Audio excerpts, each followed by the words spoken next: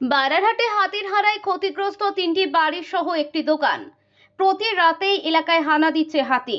বানারহাট ব্লকে হাতির হানায় লাগাতার ফসল নষ্ট, বাড়িঘর ক্ষতিগ্রস্ত হওয়ায় ক্ষোভ বাড়ছে। বৃহস্পতিবার রাত আনুমানিক 2:30টা নাগাদ একটি দলছুট হাতি হানা দেয়। ক্ষতিগ্রস্ত হয়েছে সাহারুল হক, আজিজ মিয়া ও হরিপদ রায়ের বাড়ি। কারো পাকা ঘরের দেওয়াল ভেঙে পড়েছে, আবার কারো দোকান ঘরের শাটার ভেঙে চুরমার হয়ে গিয়েছে। হাতি সাবার করেছে ঘরে মজুদ ধান।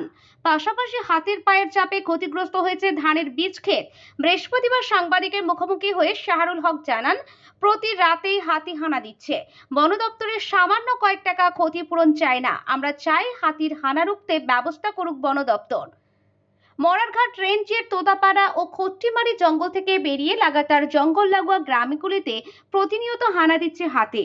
হাতির হানাতে অতিষ্ঠ গ্রামবাসীদের অভিযোগ, প্রতিনিয়ত লোকালয়ে হানা দিচ্ছে হাতির দল।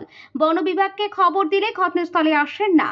এদিকে হাতির হানায় প্রতিনিয়ত প্রাণহানির পাশাপাশি বাড়িঘর ভেঙে চুরমার করে দিচ্ছে। এদিকে বনকর্মীদের বক্তব্য, হাতির হানা রুখতে টহলদারির পাশাপাশি হাতির হানার খবর পেলেই ঘটনাস্থলে ছুটে যাচ্ছে কর্মীরা। বন দপ্তরের নিয়ম মাফিক ক্ষতিগ্রস্ত পরিবারের ক্ষতিপূরণ দেওয়া হবে বলে জানা গেছে।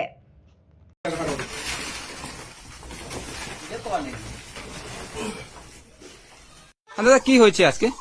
আজকে রাত 2:30 নাগাদ একটা দাঁতাল হাতি এসে এই যে শাটার ভেঙে দিয়েছে। তারপর সামনে ওয়ালের দিকেও ঢিস মেরেছিল। তারপর নিচের যে কংক্রিট ঢালাই ফেটেছে, তারপর এই যে টিনের যে খাপড়া এটাও ভেঙে গেছে।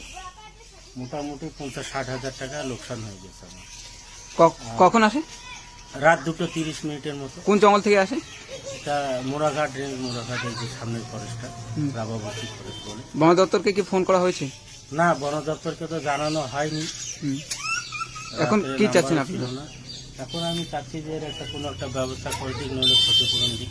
প্রতিদিন কি লোকালয়ে হাতির হানা? হ্যাঁ, প্রতিদিন লোকালয়ে হাতির হানা। আজকে মোটামুটি 15-20টা বাড়ি ভেঙেছে। বনকর্মীদের কি কোনো সদুত্তর পাওয়া যায়? না, কোনো সহযোগিতা পাওয়া যায় না সেরকম। প্রায় কত বাড়িতে ক্ষয়ক্ষতি হয়? বাড়ি তো আমার দোকান এখানে ভেঙেছে, পাশের বাড়ি কাকার ভেঙেছে, আরো শুনতেছি 2-4টা বাড়িও ভেঙেছে। দোকানে কে কে ছিল? না, দোকানে কেউ ছিল না।